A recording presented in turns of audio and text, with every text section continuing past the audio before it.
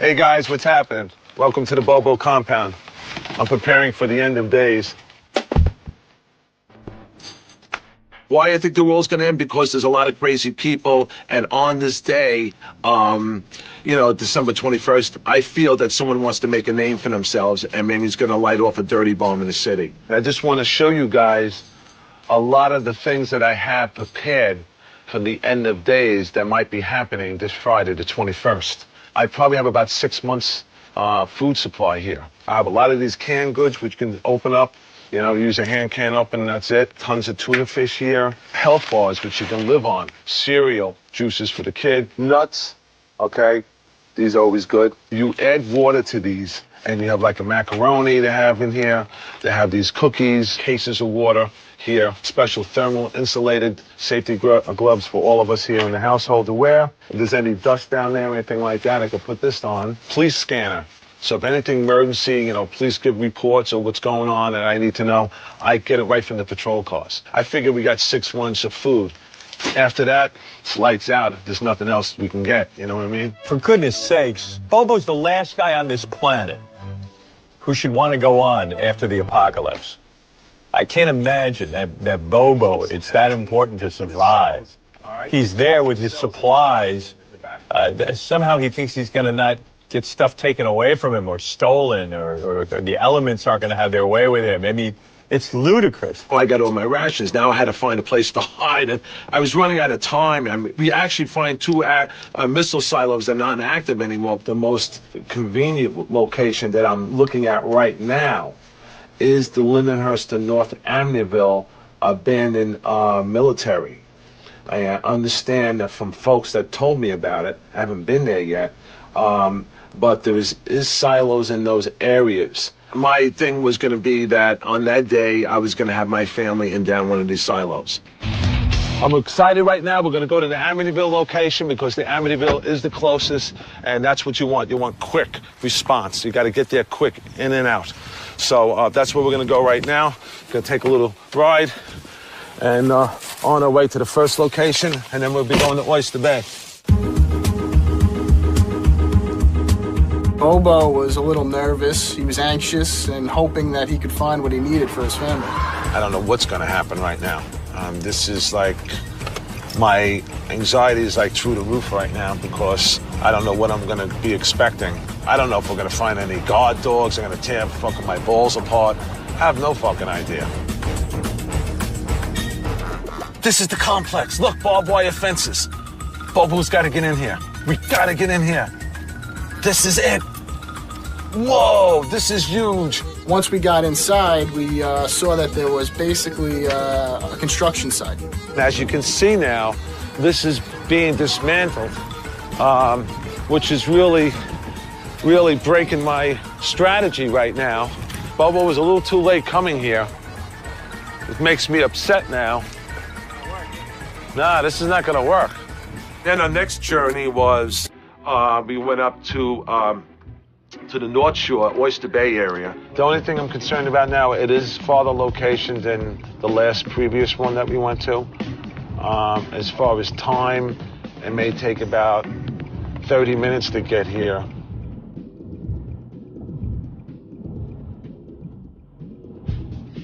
Okay, these are the grounds.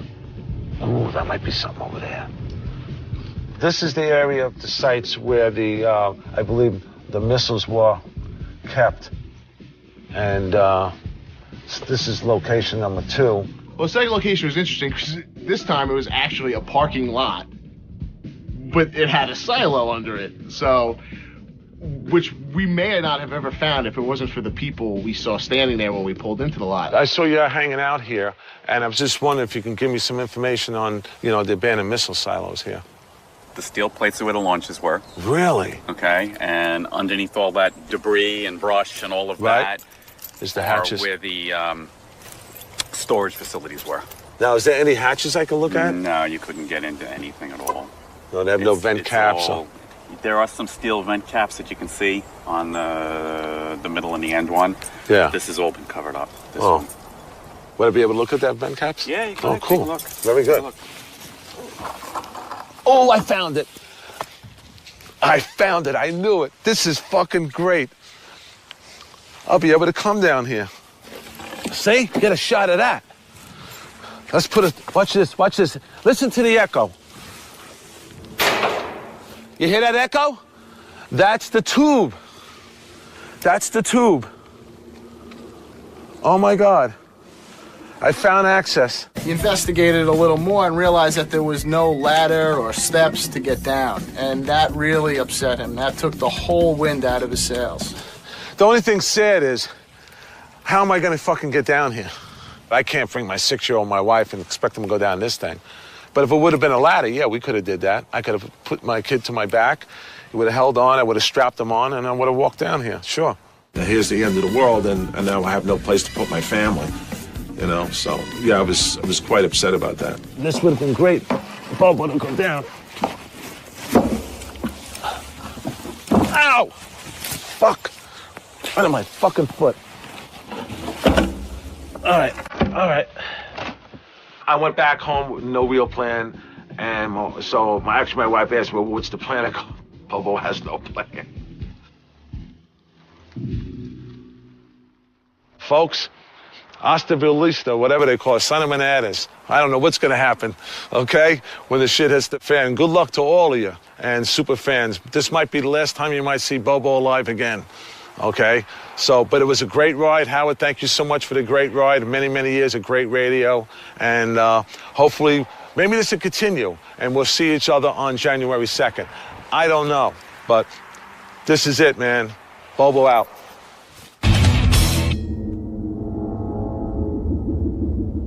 During our creative meetings, you know, lots of ideas are pitched. I'm in touch with a lot of the Whack Pack community, and I knew for a fact that Bobo was, quote-unquote, a doomsday prepper. What do you got, Joe? December 21st, the end of the world, supposedly. It's on a Friday. We have Brian Phelan, we have Bobo, and we have High Register Sean. All three of these guys believe that the shit's going to hit the fan on this day. Shuli said it could be cool to have a 101 special with Bobo discussing the end of the world and taking phone calls and whatnot. I just said, hey, instead of doing that, why don't we just invite Bobo in and pretend that the world really is ending? Let's just bring Bobo here.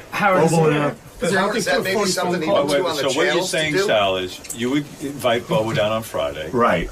And say, look, we want to record a special and talk about the end of the world and this and that, because we really don't think it's going to happen, obviously. Right. And so he's sitting there and talking with you, and all of a sudden you and Richard are in there, and Everything shuts down, but the mics are still going. So you get his reaction. Holy shit! But what else happens? Like what else after the power gets? Yeah, if we can rattle, yeah, you can just play that fog when you're like. I wasn't really surprised to pull this prank off on Bobo. I mean, I think just a few days before, I painted his face with my dick. I shaved pubic hair off my ball sack and I put it on his face. So pulling this off, it really was, it was a lot easier than I thought it would be. As a matter of fact, I called Bobo in advance and I let him know that, hey, we need you to come down to do something, the Whack Pack playlist. I said, Sal, I'm not fucking coming up there December 21st. He goes, no, you got it, man. I said, Sal, I'm not coming up there. I said, it's the last day, Sal. He goes, what are you talking about? He goes, don't be stupid. I knew he was putty in my hands. I knew it was going to be a piece of cake. He goes, come on, we'll just do it. Howard really wants you to do it. So when I hear Howard's name, I fucking jumped. We just thought it'd be funny to see Bobo during the actual end of the world. Like, would Bobo be brave? Would Bobo panic? What would Bobo say? So we created the end of the world for Bobo. I helped get this thing going and get it organized and get the plan in motion with Sal and DePace and Mike Schiff. Doug came to me and he said that the guys had been working on this prank that they wanted to do on Bobo. I wasn't part of the creative meetings or anything, so I just came in afterwards, and then I started bouncing around emails between Sal and Doug and all these guys, and that's pretty much how it all started. So the guys came to me and said they were going to pull this prank on Bobo, and we had to get prepared, and we started talking about all ways that we could fool him with, you know, putting subwoofers in the floor and night vision cameras. So they filled me in on a couple of pranks that they wanted to pull off for this thing. One was to have this emergency broadcast notice to go on while he was in the studio. Another was to have the room to shake. Then the third thing was to have a couple of things rattle around the room, some boxes falling down. So we just worked really hard that morning and just try to put all this stuff together to make it as convincing as possible.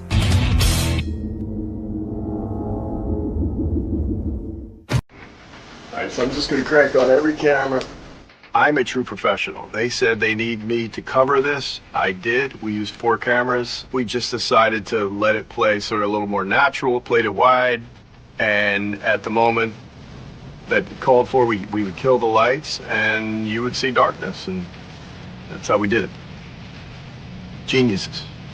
The faders aren't doing it here for my C&D shot. You know, this isn't my board. I could do it with the grand. Let's do that. That's probably the easiest and best option. I'm wondering if we can still hide that night vision camera somewhere close. Just for extra coverage, I had an extra camera that had night vision capabilities on it, so I put that on Howard's desk. And so once the lights would go off, we'd still be able to see what was going on in the studio. Once Bobo gets here, I guess, or as soon as he gets here, we'll get you a camera and just start shooting. Start shooting him like BTS. Yeah. My role in the prank with Bobo was to be the camera operator inside the studio. So that in Bobo's mind, there were 3 people within this studio. It was Bobo, it was Sal, and myself. And that was it. If you jump in this area, it kind of shakes everything. You can see all the lights starting to kind of shake a bit. Since there's a floating floor in the studio, you could pretty much be anywhere in the room, and if you're jumping around, you're going to feel it almost everywhere. So we were trying to find the perfect place to put somebody. Does this make the floor bounce? Yeah. Yeah. It does. Actually more than the other one, I think. Yeah. That's really good. Oh, it might be better in here. I'm gonna let you do your own bit, but you want to just spin and stop and then do a lot more and stuff. Is it having that big an effect when I shake? Yeah, the room shakes. In the preparation, we just kind of decided that it would be a good idea to throw some CDs and books in boxes right off the top of the rafters there. You can do this. Oh, you're shaking. We got the ladder, all right. It was a very cramped space. I was basically hunched over, and we decided that these large boxes were going to be thrown off with all this stuff in it.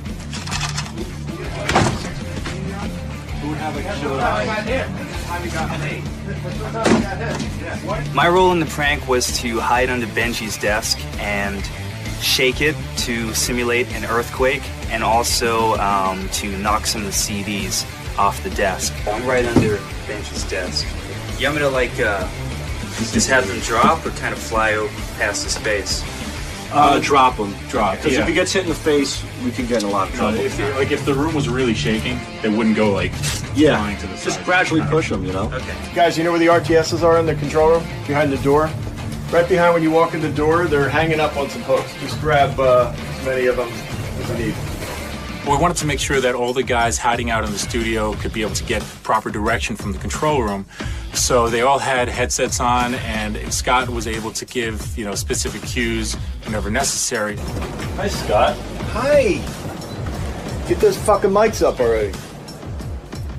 The guys created a fake EAS alert, and we had this, basically a fake news story. So we had to figure out how to get it into the studio without anybody here in Howard's room hitting the board. We were hiding speakers around the studio, so it sounded kind of like this booming alarm coming in. You bang on the door, say, guys, we can't get in. There's a bomb in the building. We got to get out, and then let just Bobo struggle for it for a long time. Then hit the thing and let him just pull back, and run out. The emergency broadcast signal is going to go on, and then just bouncing can just go on, just on and off throughout the rest of this. And then that's it, and then just cover it, right? Yeah. We did a couple of rehearsals just to make sure everything would flow smoothly once Bobo was actually in the studio. Here we go. Song number 1, Hi, My Name Is by Eminem. Guy likes to say hi, likes to rap. It's my kind of guy. Right. Let's go. What the hell is that? Song number 2.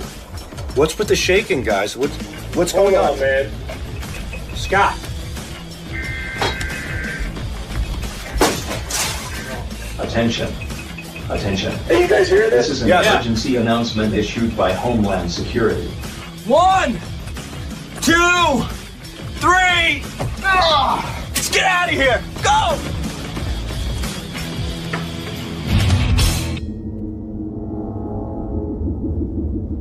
finally, the end of the world is here. It's the day it's supposed to happen, and Bobo takes off to come hang out at the Howard Stern show. So how serious could he have been? I'm a fucking nervous wreck, but I came up here because I was told that, you know, Howard wanted me to do something, and I did it. Bobo, we are here, December 21st. It is D-Day, and you are here recording a Whack Pack playlist, correct? Yes, Shuli, I put my life on the line coming up here. I can't believe you're here. I can't believe it either. My role the day of the prank is basically not to let on that anything is going to happen, and just interview Bobo as if it's a normal, you know, interview. What do you have with you? I have a police scanner. I get all the police departments and the fire departments in the city in Long Island, and I have it on standby, just in case something goes down and how to get out of the city. Plus, I brought books of matches with me in case a dirty bomb goes down. Right. I light the match, and I see which way the wind's blowing. See, Bobo's not so stupid. No. So when Shuli was done with the interview, Sal came over, grabbed Bobo, took him into the studio, and they were ready to go. All right, let's get this over with. Do you have your list? Yes, I have too many to count. All right. All right.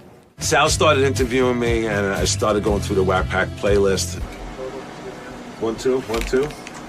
So what you're going to do is you're going to go say, hey, it's Bobo. Welcome to the Whack Pack playlist on Howard TV. And then we'll do another cut. Welcome to Bobo's playlist on Howard 100 and Howard 101. We'll get that first. Hey, give me a little iris on the 8, Brian. Hey, this is Bobo. Welcome to Whack Pack Playlist and Howard TV feature. These are a lot of the songs that I put together that had a meaningful remembrance to me over my lifetime. Okay, so let's shift. You're going to tell me when you want to start, right? Wait, hold on. I can't let this go for you. So let's go through the list, and I'll read you the songs right now. You sound a little nervous. Just yeah, relax. I'm a little nervous from this day. Bring me up on the 21st. Stop with this. The day's almost over.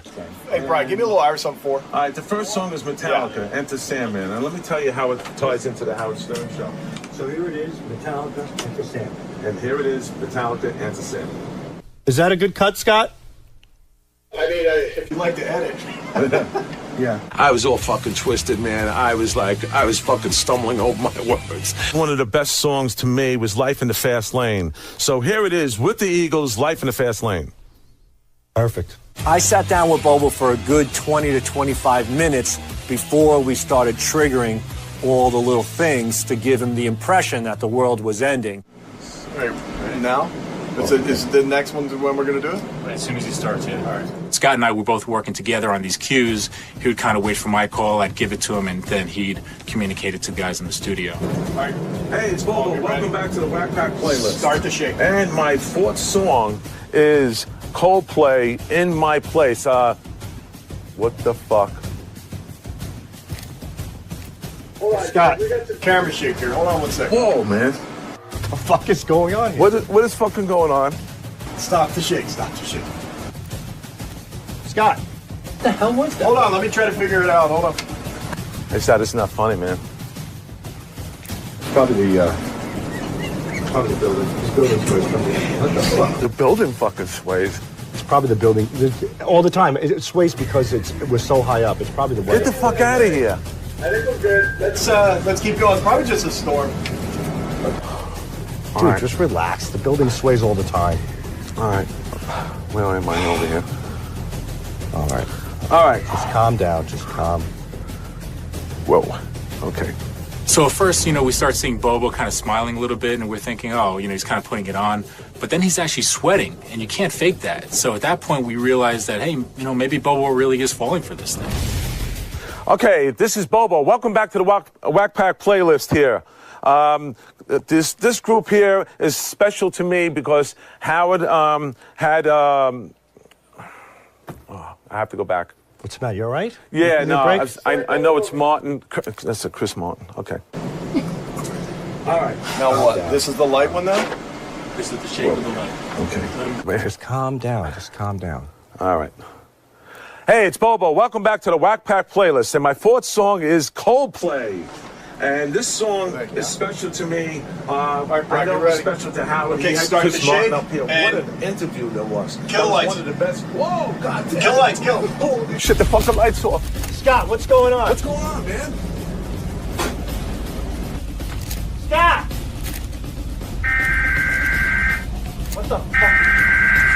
Oh my Attention. God. Attention.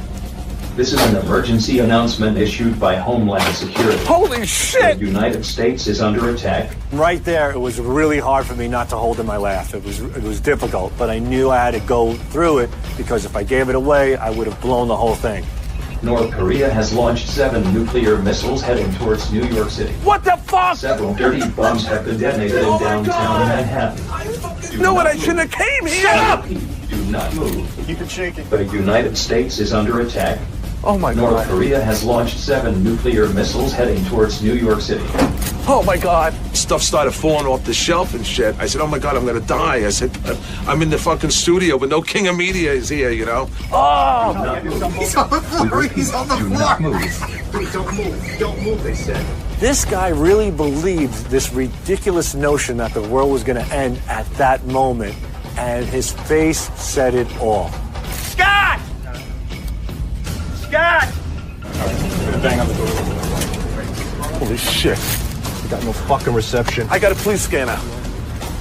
Should I put the police scanner Yeah. on? Let me put the police scanner on. I knew I brought this thing. I can't get through to See, my... Bobo's not so I have stupid. no fucking... I have no reception. Come on. When I didn't hear nothing coming over the scan, I got fucking really scared. I go, now they knocked all communications out. Bobo, you want to help me open this fucking Yeah. door? There's enough of that stupid scanner. All right.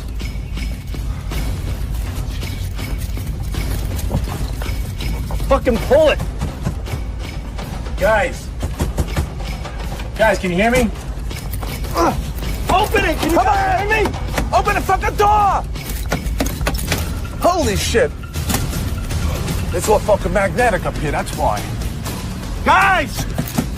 Stop! Oh my God. Bobo, pull the door. Come on. Count to 3. Hold on.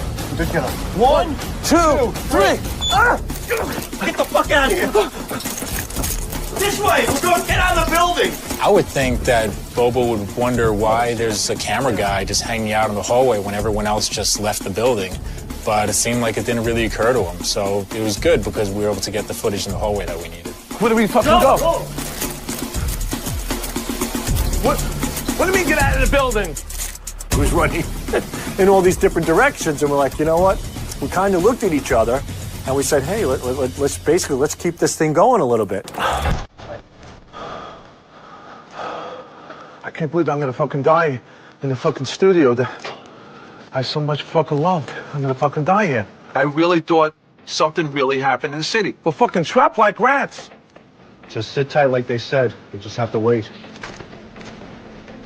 I'm a very sensitive guy, and I was starting to think that it was all gonna go down, and I was gonna lose my family. I was gonna die here in the studio. My wife is right. She's, oh my God, I shouldn't have fucking came here. She told me that. Now they're fucking home and I'm over here. I'm stuck here. And Howard's not even here. To at least fucking die with him.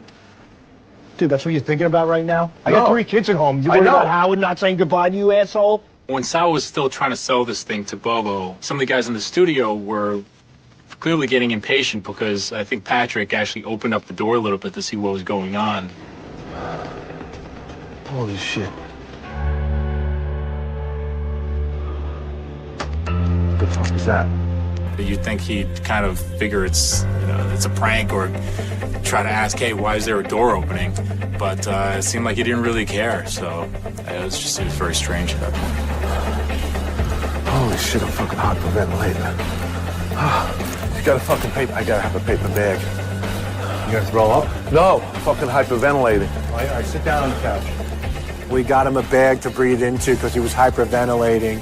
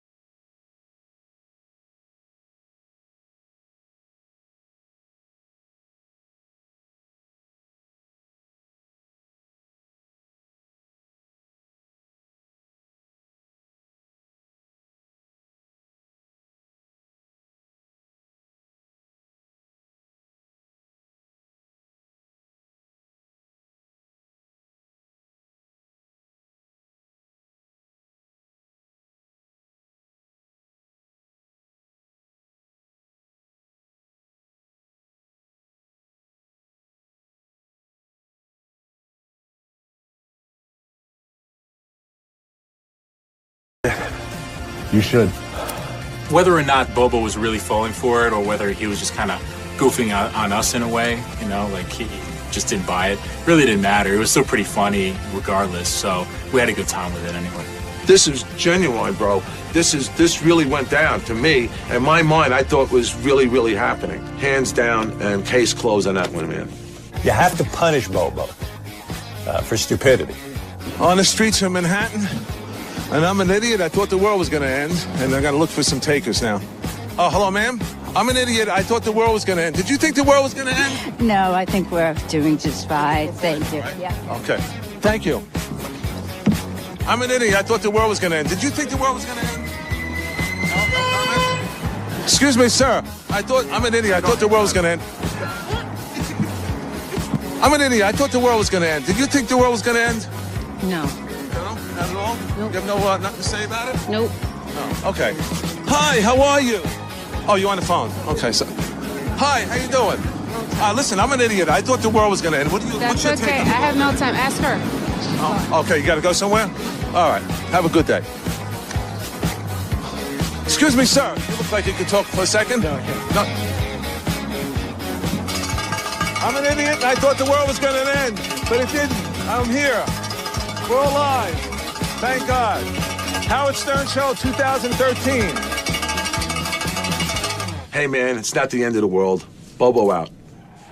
Hasta vista.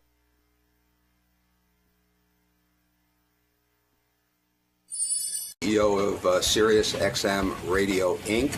And the reason I'm here is to announce on Howard Stern all the details about our merger. I've always told Howard that before I ever did any press, the first place I would be with Howard Stern. So before I talk to CNBC today, and before I do the New York Times and the Wall Street Journal, I'm at the place I should be, which is with Howard Stern. Mel Karmazin is my hero, as you know. He has done incredible things for my career in radio. He's the guy who hired me in terrestrial radio. And he is the guy who just finished getting this merger put through. There's my hero. Look at him in his suit. I said, there's my hero. You're the hero of the day. You're the winner of the week. Here, Mel. Hi. Are we on? Yeah, we're on. What do I know about radio? You know it all, evidently. Mel, congratulations on the merger of the new company, Sirius XM. Who came up with that name, Sirius XM? We hired a team of about 100 people to try to figure out what we should call. Is that true? Did you hire a lot of people to figure out what to call the new company? Howard, have I ever hired a lot of people to do that's anything? true. Now that I think about it, that's completely false. But why not give it the name either Sirius or XM? Although I started thinking about it, it's true. People know the name XM. People know the name Sirius. If you change it to a new name, you have to go out and spend millions of dollars marketing a new company. Less of a factor than the real reason, which is if you buy a General Motors car, there's an AM button and an FM button and an XM button. Right. And it's in all of those cars today.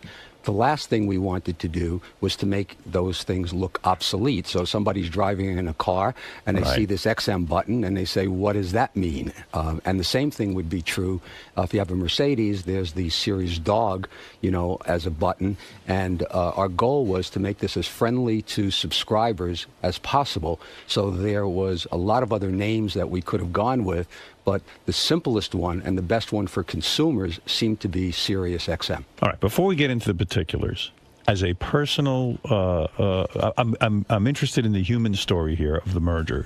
What did this do to you as a person when you were waiting 18 months, sitting there and nudging and nagging the United States government, testifying before Congress, and the thing dragged on and on and on? It didn't, I was angry. I was upset for you.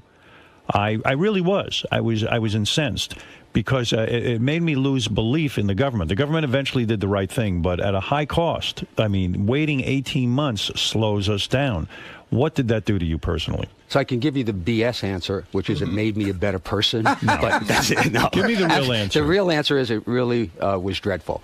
Clearly, there was no reason that this merger should not have been allowed to take place. Right. But even if, in fact, somebody thought it shouldn't take place, it's not that complicated. You could have sort of said, yes or no. Yes or no. And you could have done that real early. I spoke to a lawyer who handles these kinds of things. He says, you have no idea how many mergers are approved where there are real questions about whether something's a monopoly. He says, and they're approved almost immediately in terms of compared to the Sirius XM deal. Why was this dragged out so long? Was it me? Did you ever think it might be me? I thought it might be you all the time. Right. In part because of you, satellite radio became so visible. Right. And, satellite radio, I mean, if you think about when you joined the company. Right. There were 600,000 subscribers. Right. Not top of mind in any way, shape, or form. Right. Certainly a lot of work was done. XM had more subscribers than Sirius did at that time. And but satellite radio wasn't top of mind. Suddenly, after you joined, and after it became such big news that you were coming to satellite radio, anything involving satellite radio then became very big news. So the fact that the announcement was on the front pages of the Wall Street Journal, on the front pages of the New York Times, I had done, my career about over $200 billion worth of mergers and acquisitions. Right.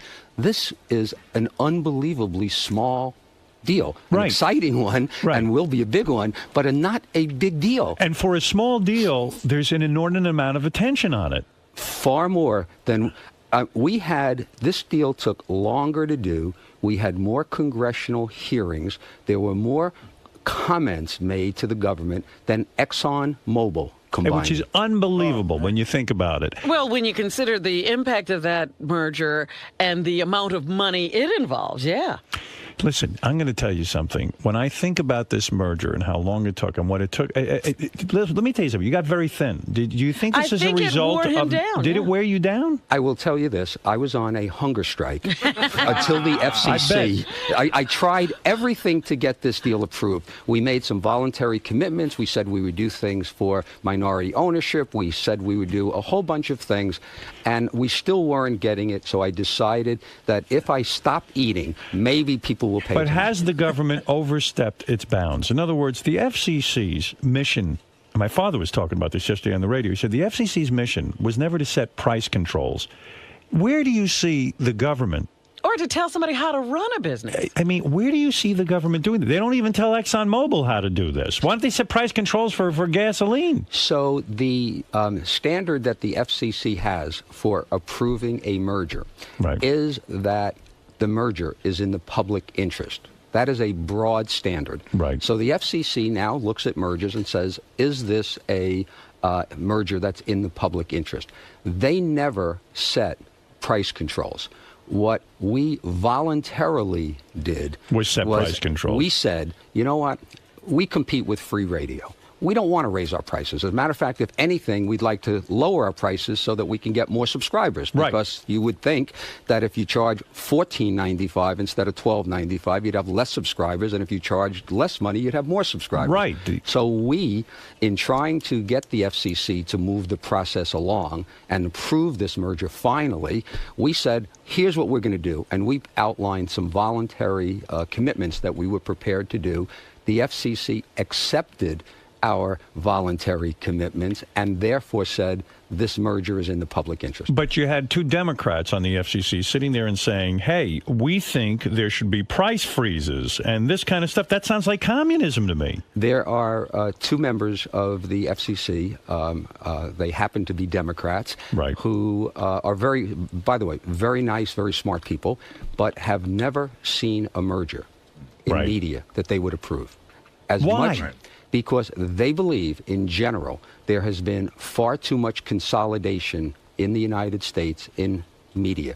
There's so few companies, News Corp, Viacom, Disney, these few media companies own all of these assets, and therefore consolidation should never, ever be allowed. It's so bizarre that Right. that viewpoint exists. I mean, I'm not... Because this is capitalism. This is a way of making money. This is a way of a company staying in business. I mean... But satellite certainly isn't, the free press or the free media. No, not at all. But not only all of those things that you guys say, I agree with, but the consumer with the internet and all of this technologies that's out there have never had more choices than ever. Well, you know who was against this the most was the NAB. That's regular radio. Terrestrial radio was really against this. And I said, of course they're against this, because guess what? With a stronger satellite as a competitor to them, they're shaking in their boots. They're nervous that we're that good. And Howard, I think I really do feel that I need to take some time right now to absolutely thank the NAB for their objection to this merger. Because when I told the board that we were going to go ahead with this merger, so back in February of 2006, I guess it was, Wow. Right. 7, I guess, I told the board that one of the things that would help our merger would be that if the NAB challenged our merger. And the reason for it, it would clearly demonstrate we compete with broadcasters. Right. We know, we in radio. So your know, plan all along was saying, hey, if the NAB challenges it, it shows that we have competition. There's no, how could there possibly be a monopoly if the broadcasters are fighting it? And they spent so much money, and some of the smart people in Congress and some of the smarter people at the FCC, when they kept talking about, boy, this is going to be a duopoly into a monopoly, the more the NAB said that, the more they sort of laughed and said, come on, why are you here if, in fact, you think that these people shouldn't be allowed to combine? Do you feel a personal vindication? Did you take this personally, the NAB going after you, everyone after you? You were a member of that group, weren't That's you? right. You were a member of that group, and now you've given them the big finger. You won versus the NAB. That's got to feel good. Come on. I think everybody who works, for the company should feel really good, because what we have accomplished, and hopefully we'll have a couple of seconds to talk about how the company looks today. Right. Yes. I feel really good about it. When I was in terrestrial, old-fashioned radio, I hated satellite radio, okay? It was nowhere near. I mean, if you think about where it was. Nothing, yeah. It was wasn't nothing. there. But you know what? I hated it. I mean, Anything called radio that you had to sit and compete with, why would you like it? Why would I want somebody, if you're driving in your car, I want you listening to my radio stations. Course. I don't want you listening to, an iPod, and I don't want you listening to satellite radio. I don't want you doing anything but listening to my commercials on my radio station. Absolutely. So I was against it. I understand why they were against it. Their strategy, wasn't a particular good one to stop it. But even if their strategy were good and they did everything right instead of some of the things they did, the merger should have been allowed to happen anyway. Did there come a time in the last 18 months that you started to feel the merger would not be approved? I could tell you, Howard, from the very beginning until we closed the merger 8 o'clock the night before last, I had doubts that the merger would happen throughout that whole process. So did I. In fact, Robin even said when you kind of announced that the merger, or the FCC announced the merger had been approved, Robin said to me, what are you going to say on the air about it? I said, nothing. I don't even believe it's really happening. I think Do you believe it now that Mal is here? Yeah, I do. Now I do believe it. And I see that the stock now is called Sirius XM, and that there's no more XM and no more Sirius. I understand now that it's real. I sent you, I don't know if you even got a chance to look at it, but I sent you an email on Friday night after the merger was done. Yes. You sent me one back. And then I responded to you because you were saying something like congratulations, and I said no. Right. Okay, so as of last Friday night, after the FCC approved it, I still had questions. We needed to XM. I don't want to get, it's not complicated. XM had a bunch of debt, so in this ugly market that exists, on Wall Street and finance, we in the last week had to raise $1.25 billion. Oh. Wow. So unless we raised that $1.25 billion, we couldn't close the merger. It was still excellent question. How do you raise that kind of money? Where do you go? You go to large institutions and hedge funds and investors, and you tell them that, we wanted to raise $400 million of debt.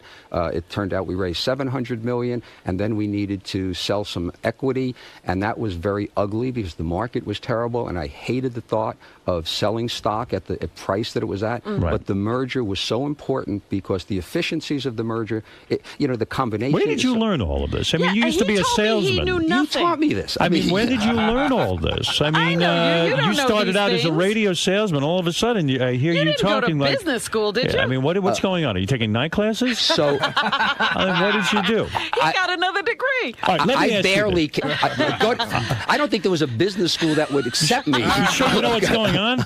No, I mean, really. I mean, these He are. sounds sophisticated. This is a lot of stuff going on, raising these monies and figuring out how to do all this.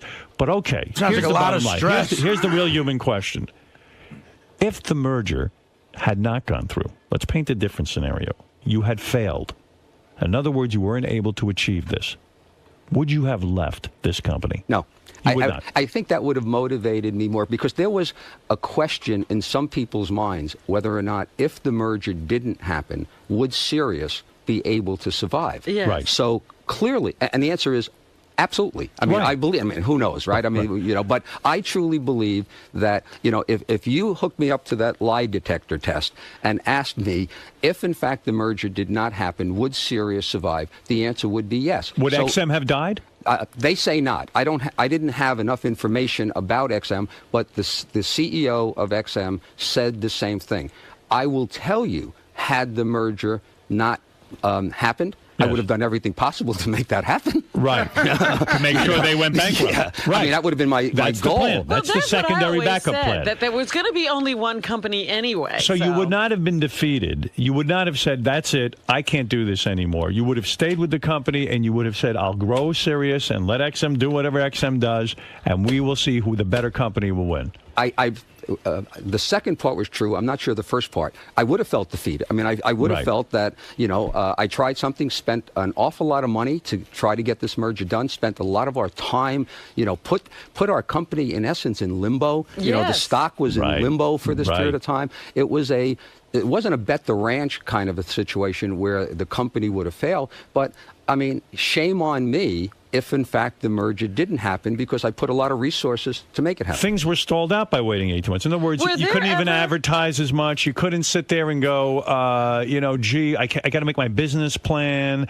Don't you think even the consumers were confused and saying, I don't know which one to get now? That last one is the most significant impact. What has happened at retail. So, yeah, people still bought the car, and when satellite radio came in the car, they were thrilled with it. Right. But the large number of people who want to go to Best Buy or Circuit City and say, I want satellite radio, would go into the store, should I buy it now? Which one should I buy? Are these radios going to work after the merger? There was so much confusion in the marketplace. If you think about it, it's almost like the high-definition DVDs. Right. There was Blu-ray, and then there was HD DVD. And until it got all sorted out, you didn't know what the hell to do. So no one bought anything. That's right.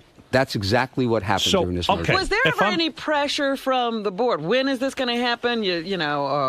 Because this is, they're looking at you. You say, let's go do this, and now it's taken 18 months or whatever it's taken, and we're sitting around doing nothing. So all of the board members were there before I got there. So this is not Mel's board. Right. They were phenomenal. I mean, there was not one hiccup. There was not 1 minute of throughout this whole process and everything that needed to be done, they were 100% supportive, and I really appreciated that. And what about on a personal level? Your beautiful wife, Terry, who I adore, did she, when the word came that the merger had been approved, was there lovemaking involved? Was there a celebration? Did she put on an outfit? I mean, what does she do? Special? She's got to do something good for you.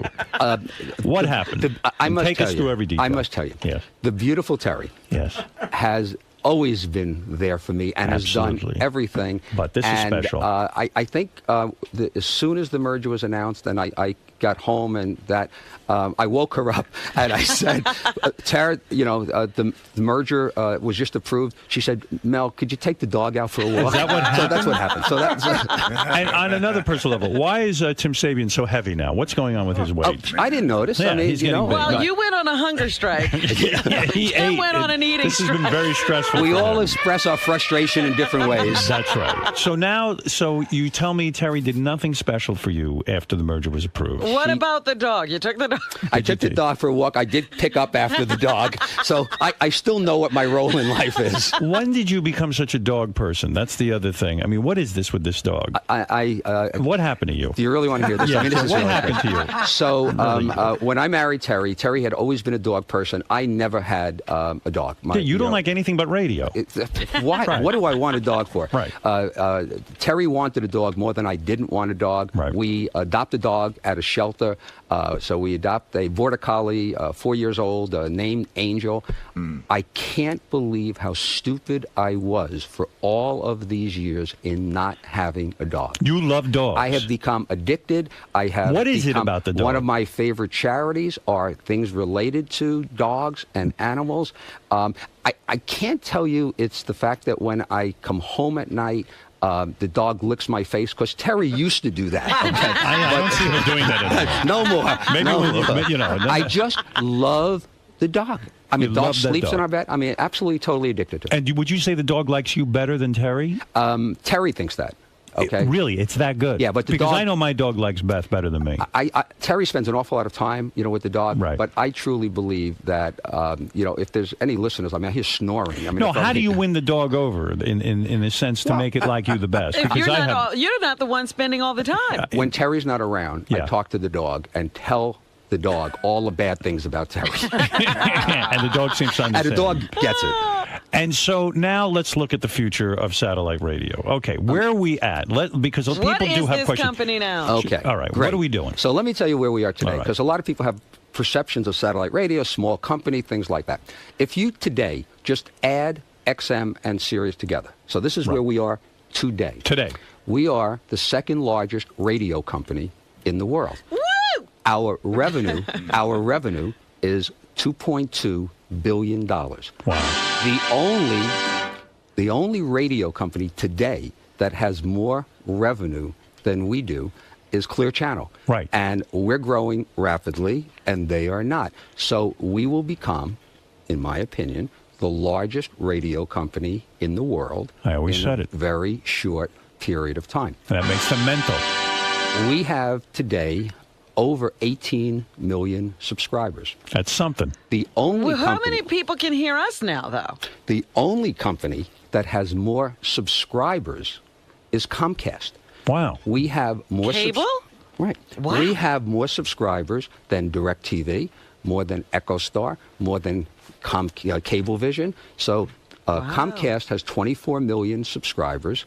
Sirius XM has almost 19 million subscribers. That's impressive. So I think the main issue of the merger, because I think the rap today on satellite radio is no longer, will satellites work? Well, we know they work. Will we be able to attract content? You're the poster child that we can attract content. Will people pay for radio? Almost 19 million people today are paying for radio. And enjoying it. And loving it. Yeah. And the satisfaction level is phenomenal. The question is, will satellite radio make money? Because it's been around a long time, and company at some point has to make money. Right. This merger, in essence, creates such efficiencies because we were duplicating a lot of things together. They were advertising, we were advertising, they had call centers, we had call centers, right? All that costs money. All of that stuff now enables us to make money. So the question now really that's left is how much money we're going to make. Not if. Not if we're going to be able to make money. I like and this. it's so exciting. good. And, I can't tell you that. I mean, do we have Shall we competitors? dance? Shouldn't Robin get topless? Yeah, I'm up for that. Hey, Mel. I mean, really. You never have said that in all of these If years. you ever How need dare to you? research, you've lost your mind. Très joli, Robin. So, I mean, there's a tremendous amount of competitors out there. I mean, you know, obviously, when audio entertainment, you know, is big, there's a lot of ways you can get content. There are going to be more ways you're going to get content in the future. But I can't come up with a better way, okay, than our way. Because when you think of audio entertainment, you think of out of home, because in home, you know, though obviously a lot of people listen to audio content, you still got television and internet and stuff like that. Got even more competition. You got even more. So the place that was always, you know, the holy grail was in the car. Right. And we have deals with every single car company. That's terrific. That is so great. I mean, that's true, because now that we're the combined company, we can do. Under the so same in umbrella. answer to Robin's question, Yes. in answer to Robin's question about when we could be heard, so the deal closed at 8 o'clock on Monday night. I spent yesterday at XM in Washington. I'll be back at XM tomorrow. Right. And one of the things that we've already worked on at Sirius, and that XM has also been working on, is when our call centers, you know, when you call up, will be in a position, and our IT will be in a position to offer the best product on each other's service. So as an example, we're anxious to have your show on XM receivers. Me too. All of the receivers that are out there today will be able to get it. So the existing, you know, 9 million XM subscribers will be able to get it. And in early fall, we're thinking September, but it may slip to October. Right. But the hope is in September, your show and some other serious content will be extended and offered to XM subscribers if they want to receive it. So if I'm an XM subscriber right now or a Sirius subscriber, I still get the same services I get. Nothing changes. And then I can add to that. Yes, you'll be able to, and the price that we announced to the FCC that we've committed to is for $4 a month. Right, for $4 additional to the $12.95, if you're an XM subscriber, you'll be able to get the Howard Stern Show and various other content that we will disclose as well. If you're a Sirius content and you want to get some of XM's content, you'll be able to do that as well. If you don't want to do it, if you don't have to do it. You don't have to do it. You keep everything just the way it is. If you want to do it, that'll be an opportunity. So you always get everything you always got anyway. There's no disadvantage of the merger. As a matter of fact, there's an advantage of the merger, because though we have never raised our price. Right. I mean, Sirius was $12.95 from the time we got our first subscriber to today. One of the advantages is that we have said for the next 3 years, we're not going to raise our price. Right. So the only increase will be some copyright royalty, which will be a very insignificant amount in years 2 and 3 of the merger. So, you know, the good news for Sirius is that, you know, we're committed to the price. They keep the same content, and there's some upside. Gary, what do you say? Here's a question I get from a lot of people, big sports fans, right? So I'm a Sirius subscriber. I want to get baseball. How, will I be able to get baseball before the end of the season? So we have not announced any of the specific content that we're going to be offering. But if you're a Sirius subscriber and you want baseball, then, and you'd expect I would say this, then for an additional $12.95, you can buy an XM radio, and you can then make sure you can get everything. You can hear it before the end of the season. So it's, what I understand is, so far, this is so new. We don't even know how things will shake out really in the future when it comes to technology too, right? Because like some guy called up and he says, well, I've got a lifetime subscription, Sirius lifetime subscription. Does that get affected? No. He asked me. It doesn't, No. right? It's you have the same equipment If and you the keep same that service. radio, that radio we've said will never be obsolete. Right. Will not ever be obsolete. And you can understand why it'll never be obsolete, because if you bought a car and the satellite radio is in the car, you know, we need to provide service to that satellite radio for as long as that car is ever on the road. That's right. So it will not be obsolete. So we will not make the radio obsolete. If you have a lifetime subscription, you know, what you should do is extend your lifetime subscription for a second lifetime, you know. Has this whole experience made you sour on government? Honest, be honest. Yeah, It has, I mean, right? it absolutely is. The Yeah. process, you know, has just been grueling. The fact that you have congressmen, and I understand this. I mean, I've done this for a fairly long time.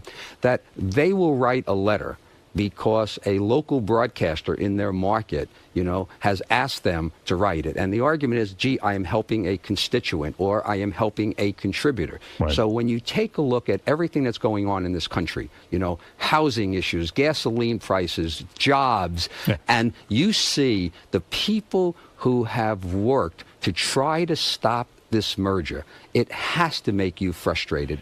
And what is the system now? If I hire lobbyists and I pay millions of dollars, I can slow down or possibly stop the process of a merger. So everyone is on the take. Not everyone, but some people really are promised money for their votes. Well, I don't think it's that. Okay, I mean, I mean, I understand how you get there with that, but I think that what is happening is that you have these congressmen and senators who want to get reelected. Right. In order to get reelected, it costs a lot of money to run television advertising. So they are constantly, probably, if you're a senator for 6 years, you spend about 2.5 to 3 years of that fundraising. Wow. The amount of time That's right. you spend fundraising. So they are very concerned of making sure that they are representing their constituents. So, the argument... So anybody with a little, stone in their shoe. So our enemies, essentially the basically NAB. stop government from working. So our enemies, the NAB, go out and they hire lobbyists and they hire people with influence to sit down with these senators and congressmen and such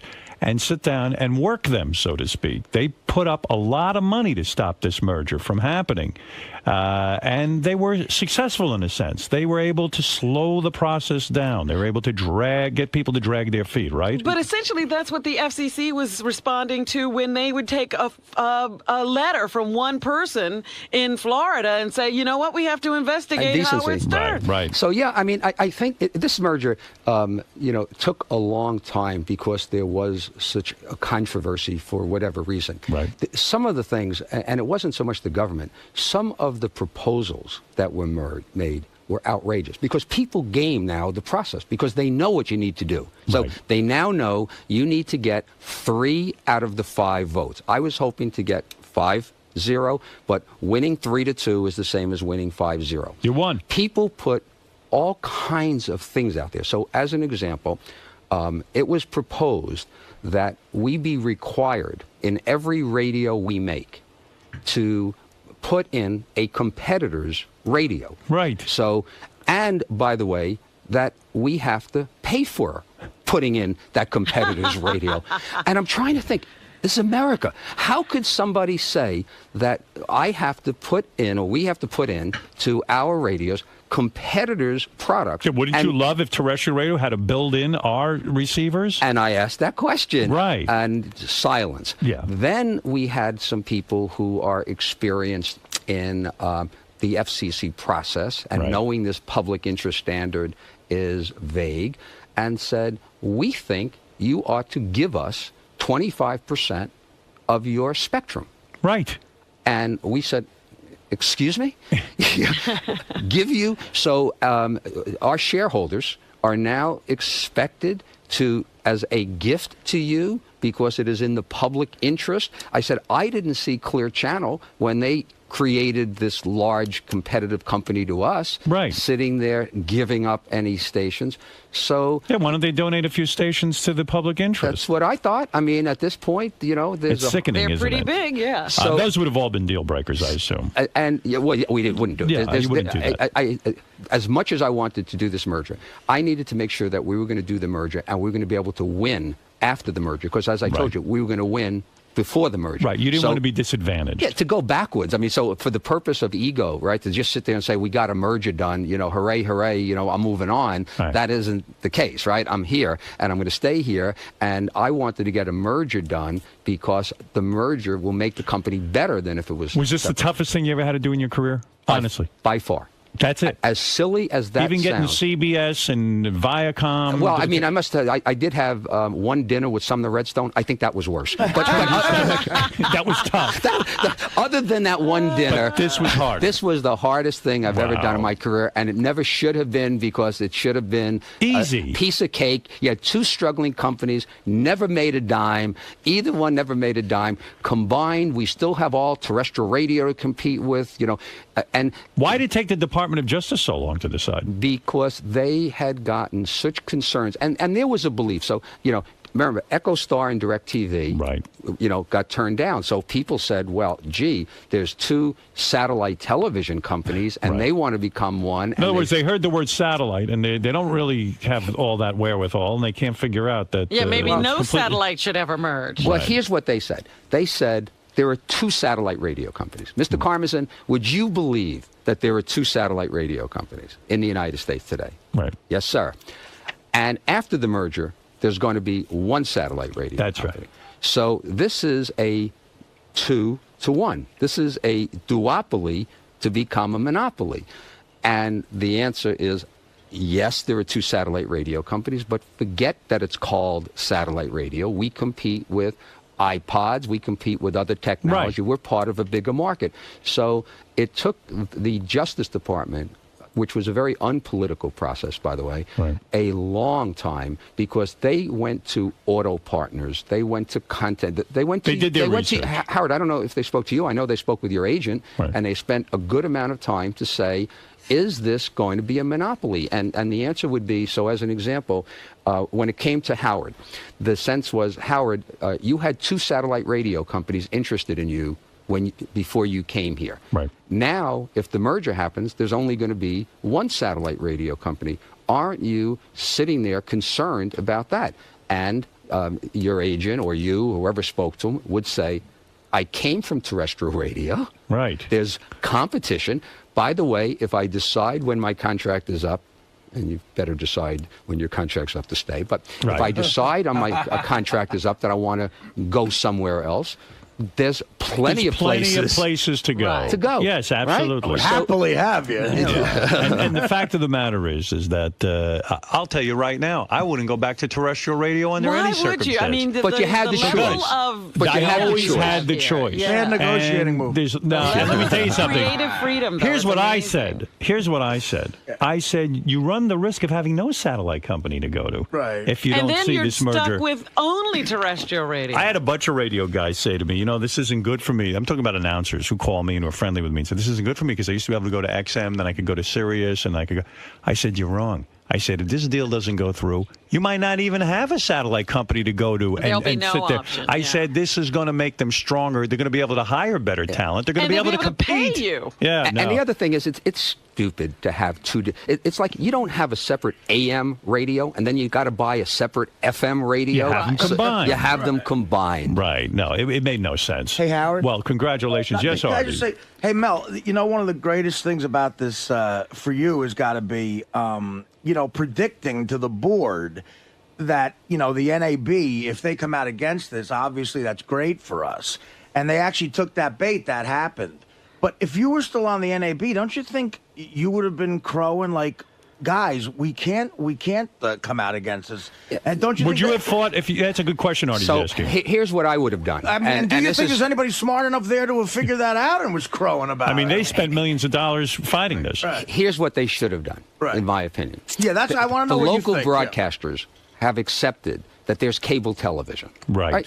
Today, you don't hear television saying, let's get rid of HBO. We don't want there to be an ESPN. Yeah. You sit there and coexist. There's a role for local broadcasters, and a very important role. I mean, we're not going to do what local broadcasters do. We're not going to cover the local school closings, and we're not going to deal with some of the local community stuff. Right. So there's a role. Just like AM radio has been around for over 80 years today. Right. They didn't go away. And radio will still be away. What they should have said is, what are you really concerned about? Okay, are you concerned about local advertising? Of course, that's your bread and butter. So if they would have spoken to me and said, you know what, is there something we can do that would maybe you can agree to not do local advertising, or you would not do some of the concern, then, by the way, the radio industry would embrace satellite and say, you know what? We're part of the radio industry, and the radio industry now would be perceived of, in part because of satellite radio being so strong, as not as dead in the water. Right. Maybe more exciting. So they should have said, hey, we're going to embrace this. The radio business will be a bigger, better business. And by the way, we're still going to get most of the advertising because it's mostly local advertising, and their business is more subscription. You really think it would have been that way? I don't know. think Yeah. you would have Because you're the guy who would have hated.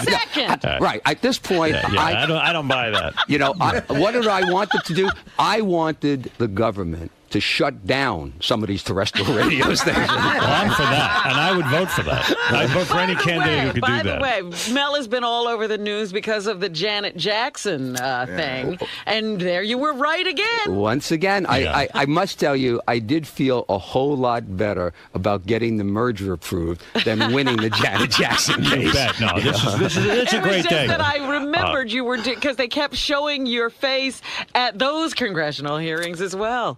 I've had my share of congressional hearings. These were the most grueling. What is it, Gary? A lot of people in the office have this question: whose idea was the merger? Like, where did it start? Was it your idea? Yeah, I mean, I must and take the responsibility for it as well. So before I joined the company, one of the board members, Leon Black. So before I joined the company, one of the thoughts that I had was, what about combining these two companies? And I had originally heard that idea when I was working at Viacom from Mike Milken, a well-known financier, and Larry Tisch, who I knew well. He's passed away. They wanted me to leave Viacom and to join. This is before you did it, and it wouldn't have been a success because of what you did to satellite radio. That they wanted me to join the company for the purpose of putting it together. So before I joined the company, I spent a good amount of time trying to understand what has been going on and have been working on it for that long. And as we disclosed earlier, I went after XM and tried to get them. They wouldn't consider it, and convinced them after a long period of time. But, you know, I mean, the final piece, just to see where it is, when you got here, we talked about there was 600,000 subscribers. Right. Today, almost 20 million subscribers. That's amazing. When you got here in 2000, when you announced, so it was before you even got here, the revenue was $67 million. Sirius's total sales, $67 million. And today, as I said, $2.2 billion. Wow. A lot of growth. That is really fantastic. And I believe there's a great future ahead for satellite radio. More than anyone predicts, and I am pretty good with radio stuff. Well, you know what? I was asking the other day, you know, Tim Sabian once told us about the rate of sales of satellite radio. And is the growth still that... Well, people, you know, car companies are slowing down, but they're still selling a lot of cars, and satellite radio is going there. And I think that once the confusion of the merger is out of the place, I think that aftermarket, I think these better products, you know, that we'll be able to create where you can get the Howard Stern on XM, I think that's going to help. I think the churn, you know, where people disconnect will go down because the product will be better. So, I mean, I think that there's a lot of good things. A lot of You did risks, a fabulous job. You should be congratulated and really proud of yourself. Well, I mean, that's it's a tremendous accomplishment. advertising campaign. Howard Stern on XM. And the whole team, by the way, there was just a tremendous There's team. an amazing group of people who really hung in there, and this is tough. And I mean, I felt for Mel going down there and testifying over and over again. I knew it was a bunch of bullshit. That was the problem, yeah. Dominic, you're on the air. Go ahead, Dominic. Congratulations, Mel. Thanks, Dominic. Politically, I think that this is like the internet.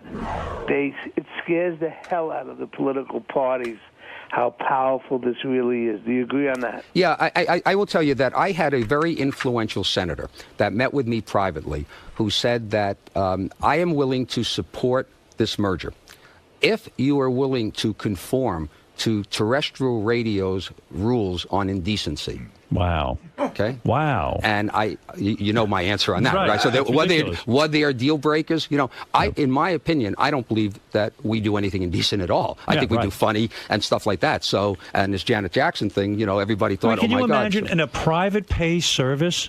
I mean, it's the same as a book or a magazine or anything that you cable. I mean, that you choose to pick why would a up, guy care about that? No. This is certainly a closed system. And that's my argument. And my argument is that why is it that you want all media to just be acceptable to kids, that adults don't have any rights to have content that they may like? So everything has to be at the lowest common denominator where it has to be acceptable to children because, oh my God, imagine if a child heard the word penis or something. And here we finally have a system that takes care of that. Yeah. It's a pay service. Yeah, no and- one has to have this in their home. And what an archaic way of thinking. In 2008, like 40 years after Lenny Bruce and 25 years after Howard got started, to think, I mean, it's not like we're murdering people here in decency. It's just adult by the way- entertainment. It's like the difference between Chris Rock on HBO or Chris Rock hosting the Oscars. What's funnier? Maybe the most important question in all this is, how does all of this affect Cousin Brucey? What's going to happen with him? So Cousin Brucey will have a bigger platform for people to be able to hear his extraordinary shows. And I've been a Cousin Brucey Cousin fan since Brucey growing up. a part of the package that you can get? Well, we haven't had a lot of discussions on it, but I can't imagine why XM subscribers would not want to hear Cousin Brucey. Are you saying? future. Are you saying the XM subscribers represent more cousins? That's right. It's a bigger family. And the it's a bigger family. The XMers are officially cousins now, is what you're saying. We are now together. I am, as of yesterday, I had a town hall there. Yes. I'm going to have one here today at 10:30 in New York. Have you spoken with Oprah?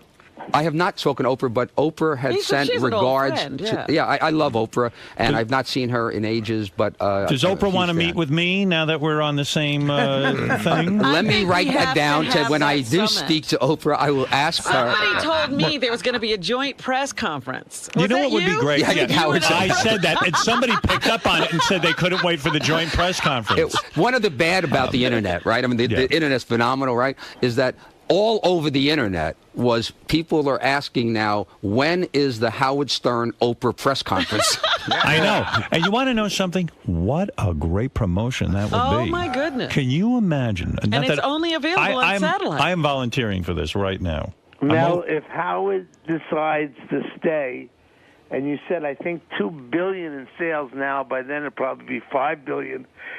Will you have to give Howard the entire county of Staten Island?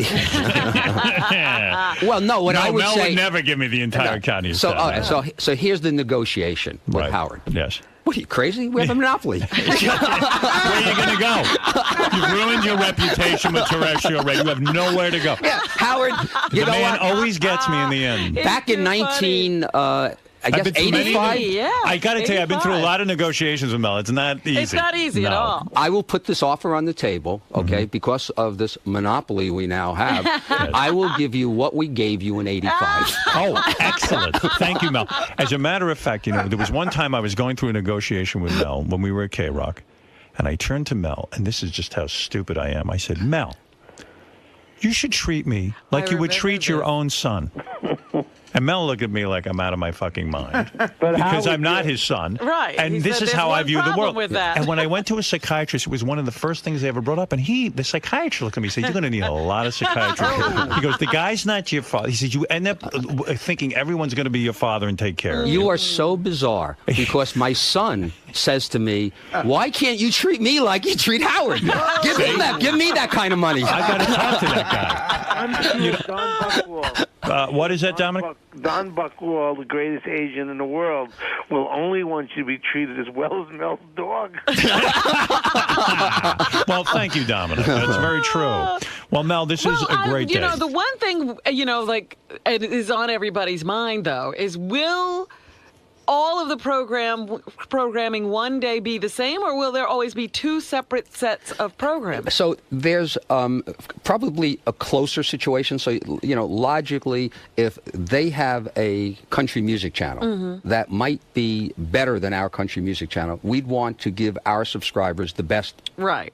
So there probably will be a morphing to try to give both services the best service, but there will always be the two services because of what I mentioned to you about the cars. Our satellites can't go to the XM radios and XM satellites. So we're going to have to continue to operate, two separate operations. We're going to continue to have... But don't you think eventually you'll be able to build a radio that can receive Sirius and XM? Yeah, we have that radio, and we'll have that in the market soon. But that is still going to require that there be these General Motors radios that are in the car. So it's for at least 10, 12 more years, there's for sure going to be the two services. Closer together maybe on programming, but two distinct services. Longer term, I think it's 2015 or 2018, we can launch new satellites. And then when we launch new satellites, then it will be able to get to both radios, and then we can. But that's a long way off. That's a long way off. That's great. In the meantime, I have things to do to make this work. So the easy part, believe it or not, I've been telling people, the easy part is over because doing the deal is supposed to be easy. Now you got to make it work. And what about Riley Martin? How will this affect him? Have you negotiated with him? One of the thoughts coming in here was whether or not I should tell the truth about the revenue of the company. Right. Because I knew the impact would be on Riley Martin. When and Riley hears you're making $262 billion, it's going to drive him absolutely insane. In fact, I'll play you later in the show, not while Mel is here. Riley did call. Oh, yeah? Riley on his show said, I will play you tape, he's very upset that Mel didn't mention him at the press conference. You're kidding. That's right. And he's not kidding. He's well, not kidding. Marianne from Brooklyn, go ahead. What do you want to say to Mel real I quick? want to congratulate you, Mel, for all your hard work, for all of us, for Howard, for everybody. And Mel, if it's too personal, who are you voting for, Mel? Because whoever you're voting for, I'm voting for. Yeah, I thought I knew who I was going to vote for, and I was hoping throughout this process, I was going to see a distinction, from Republicans and a distinction from Democrats, and knowing how important to my life business is, that one of the issues that would have influenced my voting would have been, on, what is necessary, what is better for our shareholders. And that's because, a lot of the contributions that I make to political parties comes because I make money here. Right. And but I'm not clear. I know Senator McCain fairly well, and I have really been a fan of his for a long time. Yeah. And I've not met Senator Obama. So, at this point, I haven't made any decision. Up for grabs. You don't know yet. I could. Are you waiting for the debate? I think I'm waiting till I probably close that curtain. So and this make the vote. FCC process, you were hoping that maybe you'd have some clarity about how you felt about either party, but you're saying I would think you would have favored the Republicans in this because at least they approved the merger on the FCC. I absolutely do. The vote was 3-2, and the 3 votes who approved it were Republicans, and that says an awful lot to me. So And Mel, if you need me to advertise for you, absolutely for free, I will pound the pavement for Sirius XM because I am a huge fan and a supporter of having what I like. This is my indulgence in life, and I truly believe in. All right, I have a headache. Marianne, we need more people like you who are willing to do things for free. Right. Yeah. That's Mel's real push now. He wants to get as much as possible for free. Yeah. Do whatever you got to do, Marianne. You have permission. I see Ralph's on the phone and wants to tell Mel what he needs to do now as the head of Sirius XM. Are you interested in Ralph's input at all? Do you think it's relevant? I feel the same about Ralph's input as I always have. Okay, good. Ralph, go ahead. What should he wear at the press conference, Mel is Ralph? so good. Hey, Mel really is in another world when he's waiting to talk to the candidates to decide who he's going to vote for. Right. He's really risen. I knew him when he had no access. Now all of a sudden he's hanging out with. I love that. Yes. All right, Mel, there's 2 problems here, and take this seriously. First of all, my friend went to buy 2 different cars, a Hummer and a BMW. When he got the Hummer, they didn't even tell him that he had XM in it. He had to read the owner's manual. The BMW, he got the BMW. He ordered it. He gets the BMW. He goes, well, where's the Sirius? He goes, oh, you wanted that? You needed to order it. You should have asked us, and it's going to cost you $500 now. So these car companies got to get on board, first of all. Right. Ralph, I think for the first time I'm going to say, you've raised a good point, and I think the good news is it just shows you how successful satellite radio has been. And there's still so much work that has to be done to really execute perfectly. And a lot of the stuff is beyond our hands. When you go to Best Buy or one of the retail stores, they have a fair turnover of salespeople. And you ask them a question, which service has Howard Stern? And I do that all the time, just go in as a customer. It's amazing how frequently they don't get it right. Yeah, they'll say XM, and they don't get it. And Ralph is right; it's true. And everyone I meet, but everyone I meet has an idea on how to improve satellite radio and improve sales and this and that. The other thing, there is Mel's right. There's a tremendous amount of work to be done. I mean, how do you get a guy who works at a car dealership to understand that? Hey. Customer walks in. About it, yeah. Do you want satellite radio? This is a feature that we offer. This is that. I mean, how do you do that? I bought a car the other day. I work in satellite radio. They know I work in satellite radio. They forgot to put the satellite in the car. It's ridiculous. I bought a car just honestly for the purpose, okay, of I didn't have a satellite radio in one of my cars, so I figured I need to have it in all my cars, so I bought a car just to go through the experience. Process, yeah. Right. It is frustrating because they want to sell cars. Right. They don't So, look to sell when they radios. think that the car is 30,000, it's 40,000, it's 100,000, they're not focused on this low-priced item. So we have some programs. We're going to work on it. We'll get better as time goes on, but it's a real issue. Ralph, the other problem, Mel, is this equipment. You should be able to go in a store and buy one fucking thing instead of jumping through hoops. I got to buy a car kit. I got to buy a home dock. I got to port this. It should be simple. And then they don't have the car kit in stock. It's so frustrating. And that's if you can get this stuff sometimes. Ralph, now that the merger's done, and now I don't have to testify for hearings, I will work in my basement on getting these radios. Well, I've actually been doing that. Would you consider using Ralph as a consultant in any of this? Is there any value in his opinions? My microphones, I can't, can't my hear. headset's not working. His headset doesn't work. All right, thank you, Ralph. Well, there it is. I'll tell you what what we should do. And I'm going to make this offer to you, Mel. In order to get these car dealers up to speed and make it important to them to sell these satellite radios, if I can convince Gina Lynn, the porn star, to date the car dealer that sells the most satellite radios and have full-blown out sex with her. Let me tell you, you've got the constituency that would be most, wouldn't interested. that work? Based on the car dealers that I know, Yes. that could work, but I can't be involved. You can't be Mel involved. can't go out and but, sell that. I mean, isn't that really where it's at? I think Sex and they money? usually use money as an incentive. I think that's it. Listen, Mel, I've taken up enough of your time. Yeah, get to work. I need to deal with the stock. I mean, that's the now issue you need now. to deal with the stock. I think people are impressed with what you have done. I know I am. Thank you. I am special, but this seems to make you even more special, which is terrific. I am very grateful that you did this because I'm going to tell you, I could never have predicted that 2.5 years ago when I signed up with the company, actually 3.5 years I signed, I said satellite radio will be big. And I really felt that it would take off. And I think it is the future of radio.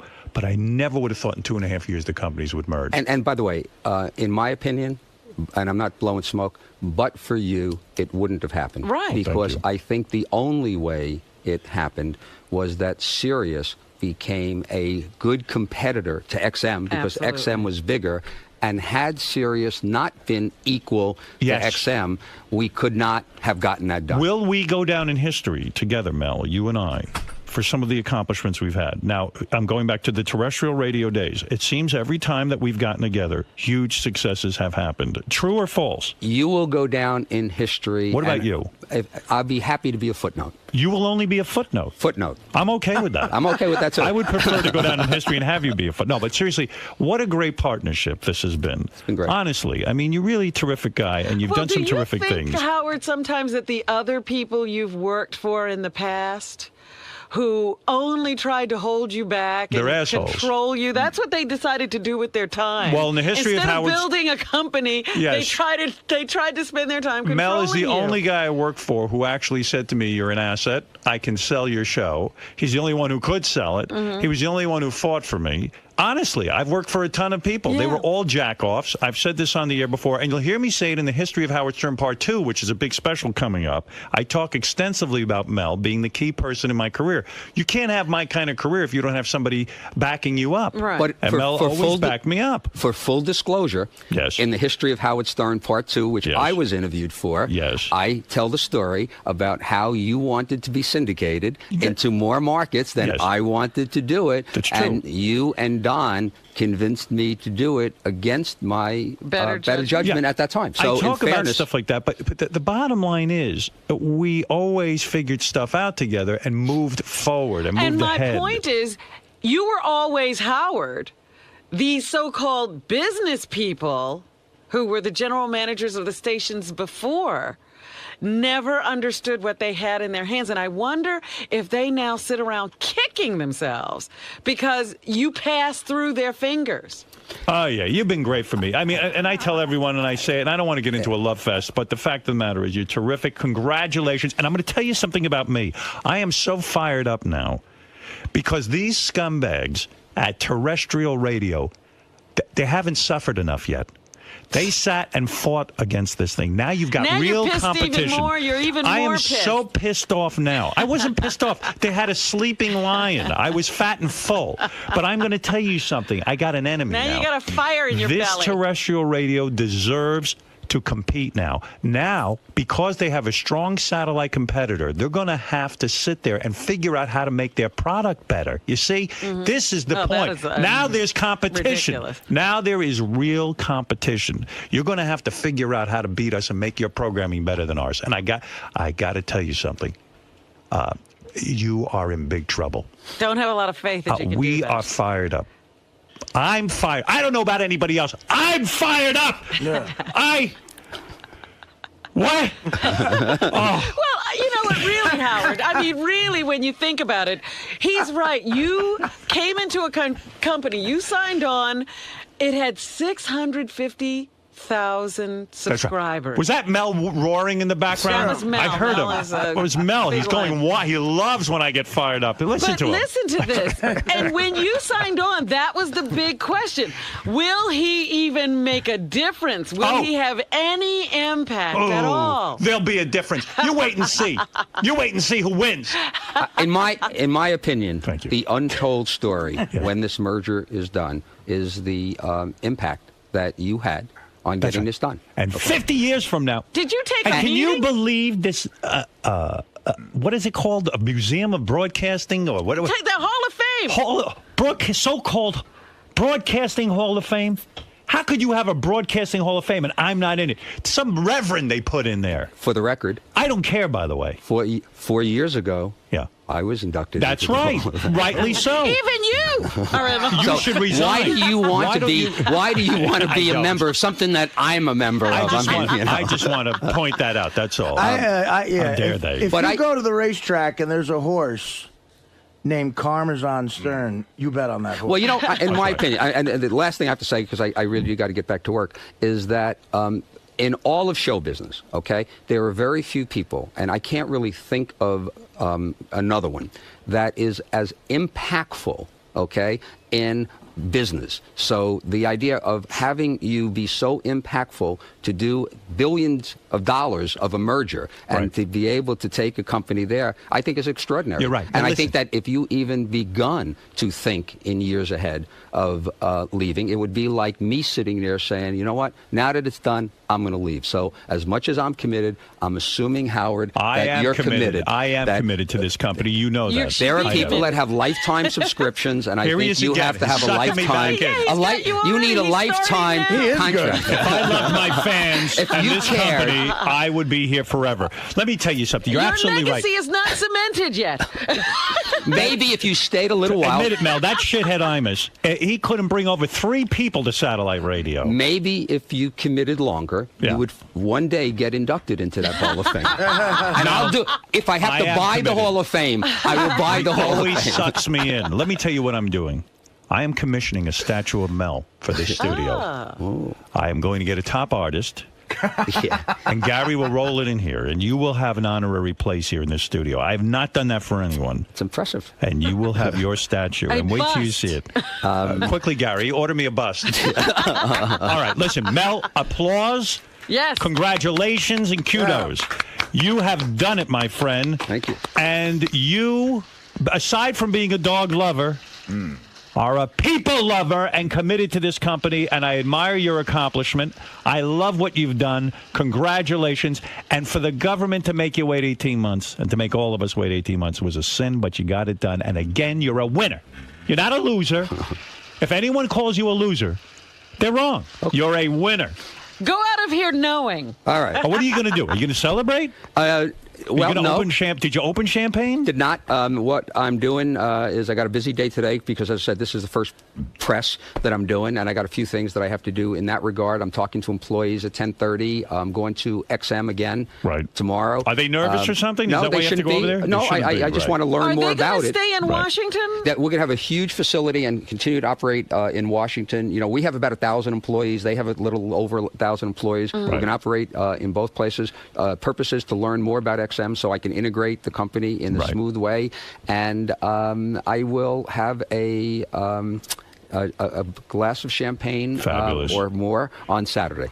Excellent. We welcome our brothers at XM Yes. to the company, and this is terrific. And congratulations. Mr. Karmazin. Yes. So how does it feel to have this huge weight lifted off your shoulders? Well, the weight is still on my shoulders because, number one, we have to make the merger work, and we have to prove that it was the right decision to do it. So just getting the approval is the first step. Making it work is more important. And then we have to create the value for shareholders who own our company. So I think we still got an awful lot of work to do. And now, what does this merger mean for the world of Howard Stern? I think that more people will be able to, listen to Howard Stern show every day. There are an awful lot of people who bought General Motors vehicles because they wanted that car, and unfortunately they're not able to get Sirius there, where shortly and within a few months they'll be able to get Howard Stern. So I think it means more people to be able to listen to Howard Stern. All right, sounds good. Great. Congratulations.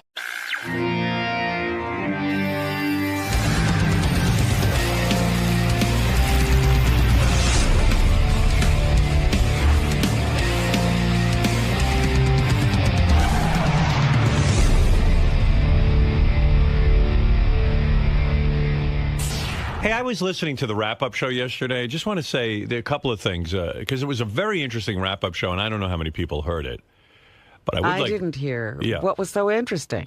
You know, we've been having this problem. We have a program where we have to search things. So if Sal puts in phony phone call, he's got to spell the word phony consistently. You know, you can't spell it F-O-N-Y or P-H-O-N-Y or P-H-O-N-E-Y or...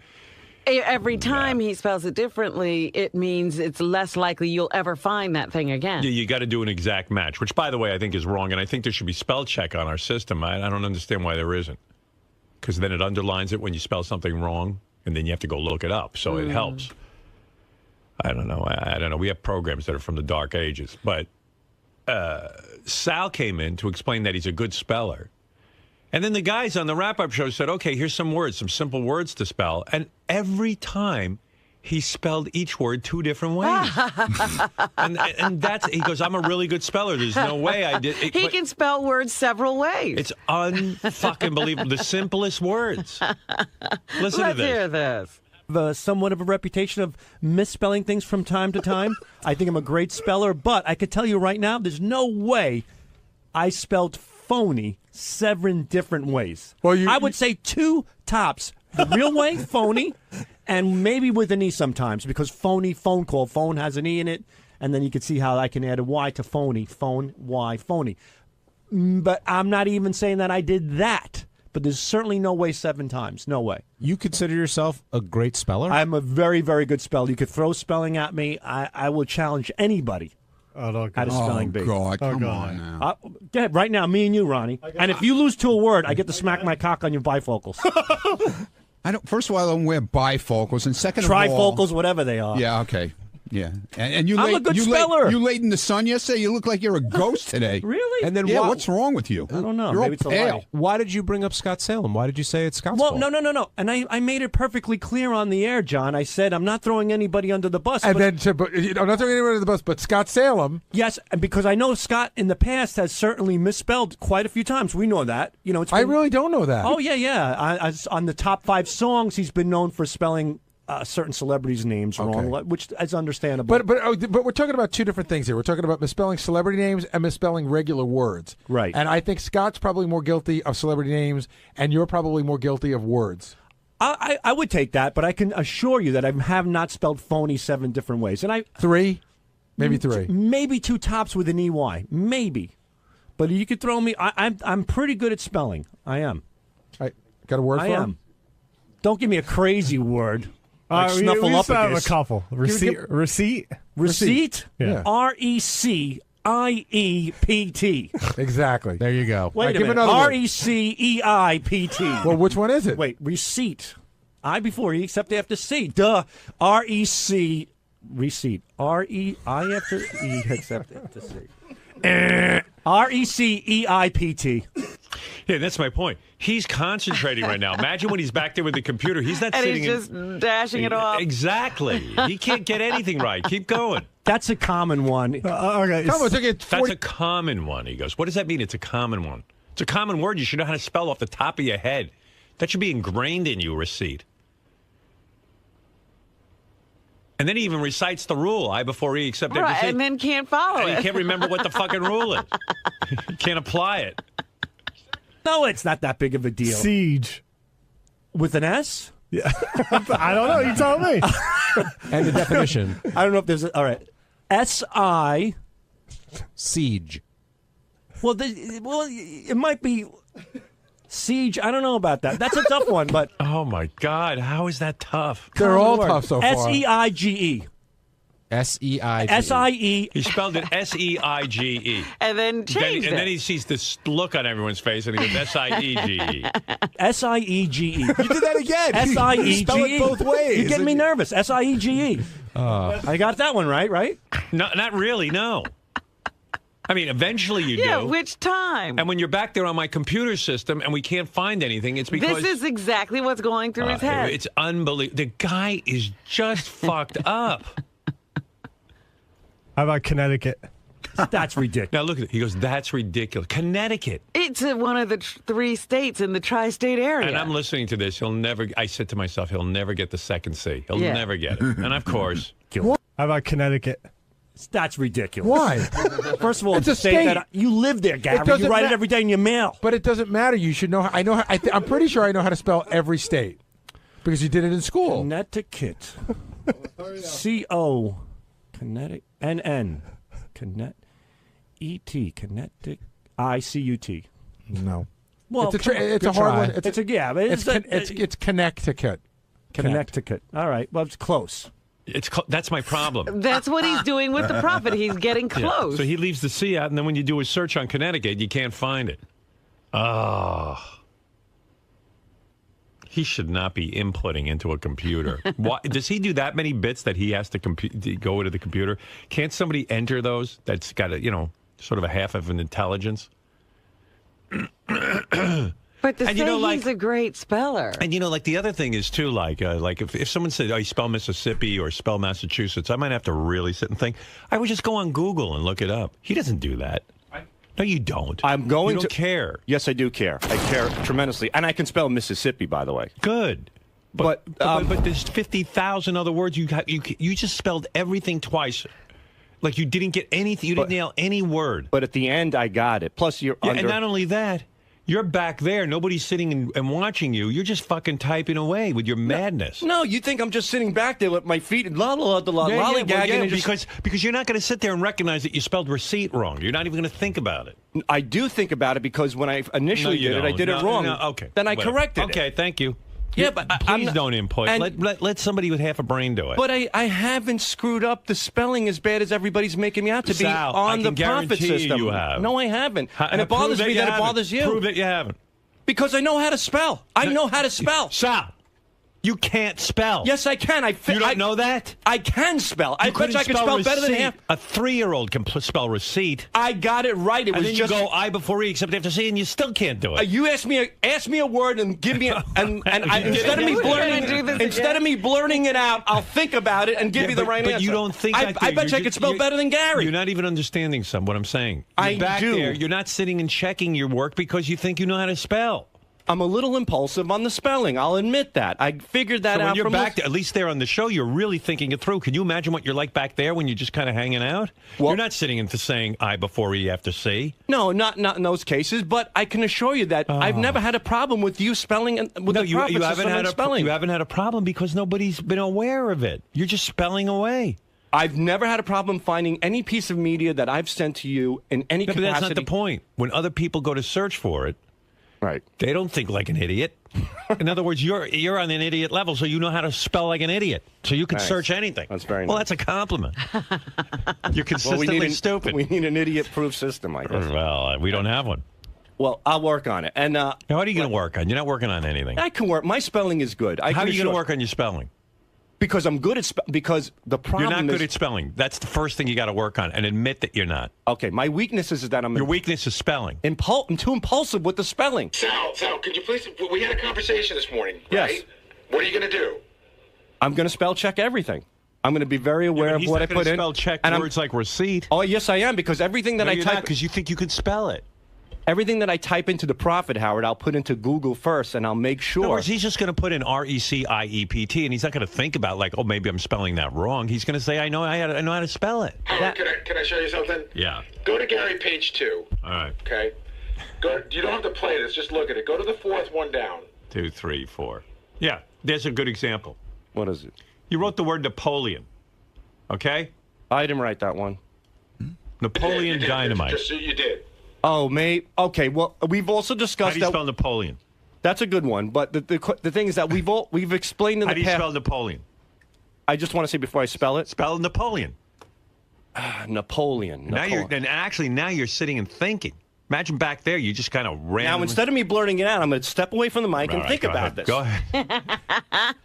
How long should we take? You see my point, though? He's back there. He's not sitting and thinking. He's just typing. He doesn't walk away from the computer. Exactly. NAPOLEAN. Okay. Not only is that wrong, but that's the third wrong spelling, because that was wrong, and then you spelled it on here NAPLEON, which is Napoleon. You left out the O. That's a friend of mine from Bayshore. It's a disaster. You don't know Napoleon, and we've all admitted that names are different. And because look at me. You don't know how to spell. I do know how to spell. I do. You've got everyone wrong. We just haven't asked him the right you spell an easy yet. word like foreign? FOREIGN. Right. Okay. Howard. Yeah. Same page, second column, all the way at the bottom in blue. Okay. All right. I just spelled foreign. That's a difficult word. I know how to spell. All right, good. You got one right. And names, even Gary made it yesterday. Celebrity names look at this. are Look difficult. at this. Misunderstood. How do you spell that? Misunderstood. All right. Misunderstood. MISUNDERSTOOD. Yeah, except on here you spelled it Miss, M-I-S, and then you put a space and a capital U as if it was like Miss America. Misunderstood. Well, that's odd. That's, you know. Yeah, that is odd, isn't it? But at least we can confirm that. You turned her into a woman, misunderstood.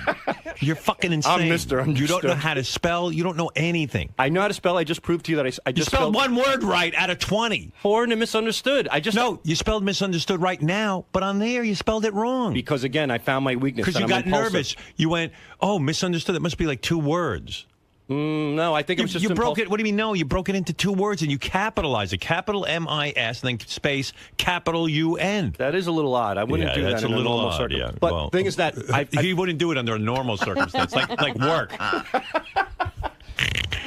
You can't spell. I just spelled foreign and misunderstood, dude. I'm a good speller. You didn't spell misunderstood right. You do everything wrong. I spelt it right for you here. Yeah, here, because I'm sitting here and questioning you. Because when you're back there on your own, you don't even think. You just found a chink in the armor. I'm impulsive, and I figured out the problem. That's the problem. But how are you going to know when not to be impulsive? Every word you're going to stop and think? Not every word. Come on. Yeah, so you're not going to sit. You're not going to sit and think about misunderstood. You're just going to type it. Like I said, like Napoleon, right? How could he? Napoleon, you mean? Yeah.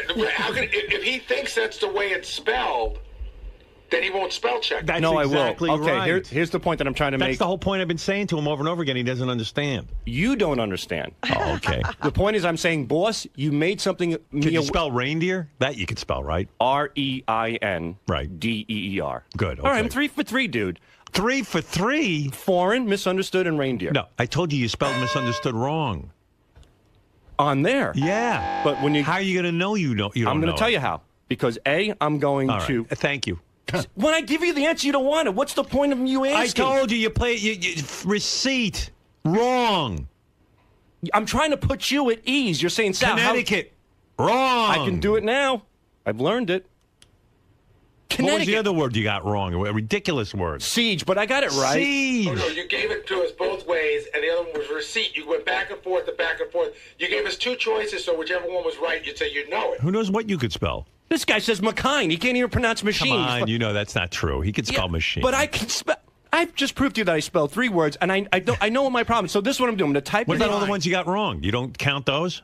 People get things wrong all the time. You have to but fix the problem them. is we have a fixing computer system where we need to search. Absolutely. So the fact that you get 3 out of 7 right means the 4 you get wrong we'll never find again. And that will not happen in the All future. right, thank you. And I can assure you that those I can assure you it will. No, Because well, you don't take it for real. I so do. It right, kills me that you think this You're way. ruining our system. You're ruining my head. Yeah, good. Well, because you're ruining my system. I'm not ruining your system. You're ruining my system. It won't be ruined. We can't find half the bits. Everything will be double checked. Even if I think it's correct in my own head, good. I'll All double right. check it on Google. I'm going to double check. Remember the games? I used to fuck up the games. You've never had a fuck up with the game in a long time. How would I know? I don't go in there and search. My guys do. Right. And they're saying you're screwing up all over the place. They're all full of shit that I'm What? screwing it up. Same page, top of column 2, light blue. Oh, yeah. Okay. So you know the bit anal receiver? How do you spell receiver? All right. I remember that one. Receiver.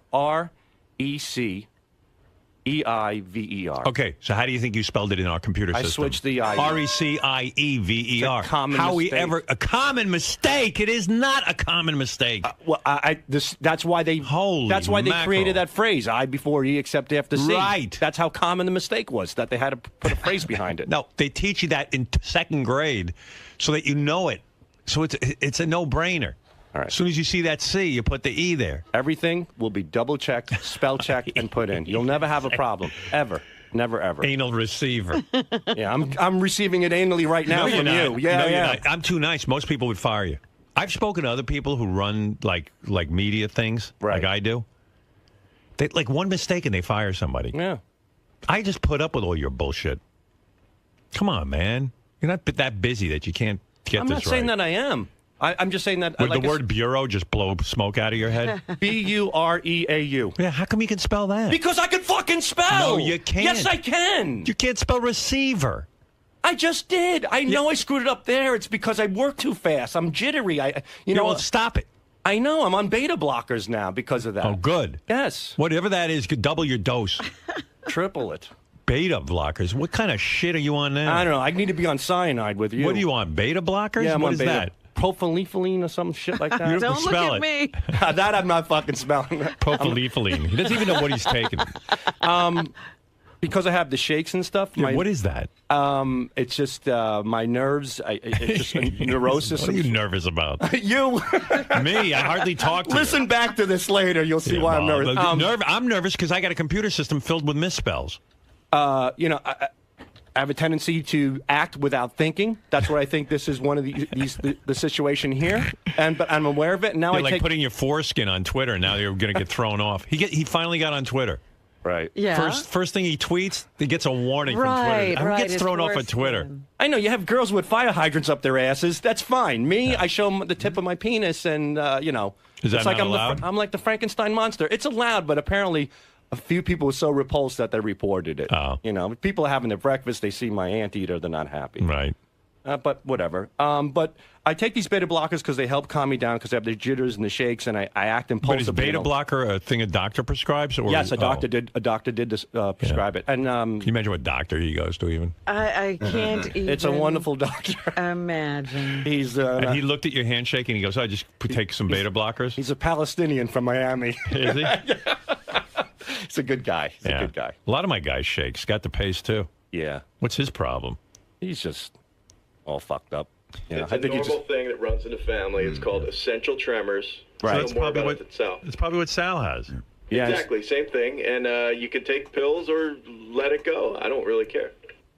Yeah. My dad has it so bad when he picks up a soup spoon, it just flies all over the place. He can't. Yeah. Well, if you were my son, I'd shake too. Thank you. I'd be nervous every minute. Well, now that I'm aware of the issue, and hopefully I put you at ease a little bit. Well, you have not. Well, but please get it right. You need a beta blocker because you should be rest assured that I will fix everything. Is that what the guy said? You have essential tremors? Essential tremors, yeah. Why are they essential? What does that mean, essential tremors? I don't know. That's a bad name for it because it doesn't seem to be essential. Spell essential. ESSENTIAL. You're a great speller. You're an amazing fucking speller. Essential. You can't even spell essential. ESS. You're fucking retarded. Oh, maybe one S. One S. All right, go ahead. Let's hear the new spelling now. All right, we're up to spelling number one. Let's go to number Essential. I two. would think essential. Go ahead. ESSENTIAL. Oh, ASCENTIAL. All right, that's second. All right, you got that wrong. Go ahead, try again. ESENTIAL. All right, that's 3. Go ahead now for number 4. And finally, Essential. ACIENTAL. All right, that's 4. Let's keep going. Now you're up to ASIE. I mean, it's fucking wacky what's in your head. Well, Essential's There's a tough nothing one. in there, man. Essential. And you're in tough. charge of putting shit into my computer, and I keep you on. Dude, 1 out of 5. You are not allowed near I got the computer. foreign, I got bureau, I got a lot of... Does Richard know how to spell? Can you hand your work over to him and let him put input it? He spells great. But I'm a good speller. How would you know if he spells great? Yeah, you're asking the wrong guy. Who is a guy, Gary, can Richard spell? Sure. I know he has a higher IQ. Did you hear that spelling of essential? Essential. ESENTIAL, I would think. Maybe 2 N. ESSENNTIAL. No, you're up to 6 now. 6 spellings, you still haven't gotten it right. Yeah. I'm sorry, I didn't mean to. I have more spellings for you after this. Well, the essential's the big one here. I mean, listen to what's going on. There's smoke coming out of his head. You have to admire my tenacity. Right, go slow, stop tremoring, and let me hear you spell essential. Do it slow and think it through. Essential is like I mean, I really see ESS. I definitely see that. ESSEN. Essential. ESSENTIAL. I mean, that's how I. Yeah, that's okay. my final. All right. Well, that's okay. Can you spell it for me? Yeah, you got it. You got it. That's the first one that I said. No, I don't know. You said something else. You threw a couple other doozies in there. See, and it just took me a little time. You got me a little nervous. Right. My essential tremors kicked in, and then I'm just going to throw you one more example. Yeah. And this is what I said yesterday about how there's 3 different ways to spell a word. You never know which one Sal's thinking of. Right. Go to the second column, the second one down. Okay. Second column. Second one down. Gary, page 2? Oh, yes. My God, you're kidding me. Well, but maybe that he wanted it that way. I don't think so. You know? In some cases, that's maybe the guy sent it in that way because it's like Sweet Judy Blue Eyes. I think he spelled it right. No, he did right. He did right. That's correct. Yeah, he's doing a parody of Sweet Judy Blue Eyes. Right. Yeah, sweet. Okay. Gary thought it's sweet. It's sweet brown ass. Okay. And so you spelled it S-U-I-T-E because it's like sweet. Sweet, right. Yeah. S-U-I, right. I know the difference between the two that's sweets. right. He Hotel did it right. sweet versus sweet is candy, S-W-E-E-T. Right. All right, that's good. So there you go. Not too shabby. Essentials, ESSENTIAL. I think that's the first thing that he said. I think it... Thank you, Fred. Did he get it right the first time? I think it was the second time. Oh, okay. But you were having so much fun. Well, everything's going to be double checked. That's right, it. Thank you. And you could put my ass on the line and fire me if I fuck up. I mean, I'm willing to take the you're not here responsibility. for spelling, but the thing is... It's important. It's a technical it's important. aspect. We need it. We want to be able to find your work. Thank you. All right. Appreciate it. All right, go back there and think about Did you spelling. like today's work? We had a new... All right, goodbye. Oh, goodbye. Goodbye. It's the Sal Show. And what is with you at Twitter? Get out of He's here. the first guy ever got thrown off Twitter. In his first tweet. In his first tweet. They've latched on a permanent warning to all my postings. Yeah. Yeah. So people are aware of it. You know, it's amazing because people, I'm on Twitter. Mm-hmm. And I don't really know all the rules of Twitter, but I don't really curse or anything because I was like, well, gee, I don't know if that's allowed on here. So I'm And it is public. Anybody could read it. Yeah, I don't even write the F word or any of that. This guy goes right ahead and just starts posting pictures of his foreskin. He doesn't even question whether Never he should even do it. hit a little speed bump that said No. maybe that's not a good idea. No. Well, you've always been an advocate for the foreskin, so that's, Right. And there's 20,000 nerve endings in the foreskin that I've studied, and that I've studied. 80% of that gets Jerked cut off. That's how he knows. All right, get out of here. All right, thank you. That's true. I'm trapped in a conversation. Get out of here. Sal. I got it right. I love him. I mean, it's just unbelievable. Yeah, Ross from Brooklyn. Yo, hey now. Hey now. Yo, can you imagine buying a fucking stock from Sal and No. he punches in the wrong symbol into the computer and you end up buying a stock you didn't even want? Oh, I mean, this guy was a stockbroker, handling people's money. I don't know what it is to be a stockbroker, but I got to imagine it's a very precise kind of job. I mean, it's ridiculous. Actually, I got to be honest, I used to work with Sal. Yeah. And he, for a long time, in the morning, he wouldn't even work. He would sit by a window in the back.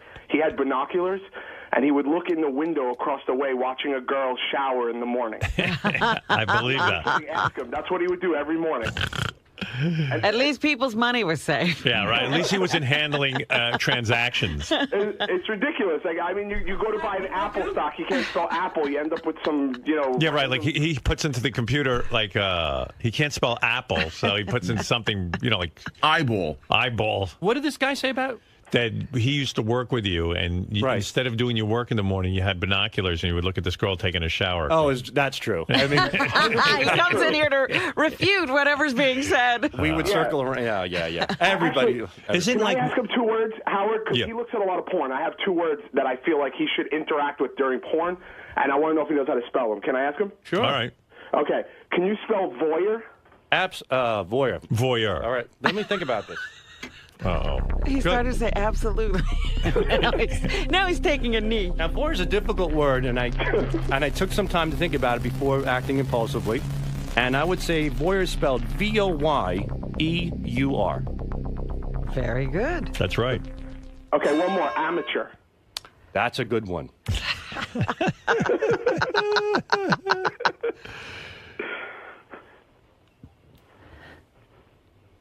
Amateur.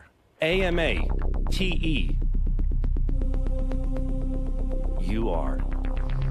I'm hoping. Wait. A-M-A. A-M-A. Wait, amateur. Oh, God. A-M-A. Amateur. A-M-A-T-E-U-R again. Final answer. I believe that's right.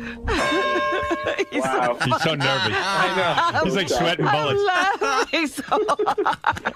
It's amazing. You got a guy on your staff who can't talk and a guy on your staff who can't. He got him right. I'm He proud did. of him. I'm proud of him. Now he's thinking. You know what? You should have been in the spelling bee. You know how those kids go. I really think I could spell a lot better than a lot of people here. All right. I would be willing to, Sal, how is it you were a stockbroker? Like a guy calls, I don't know the stock business, but you call up, right? I'd call you and I go, Sal, I want to purchase some stock. Sure. And then you have to handle that transaction? Absolutely. And then what do you do when the guy gives you the order? I put it in. I fill the order. You put it in the computer. Yeah. How do you find the stock symbol? We would have a system similar to the Prophet that would be one for. This is how you find the stock symbol. What's the symbol for Apple? What is it? AAPL. Can you imagine how creepy that is? That he.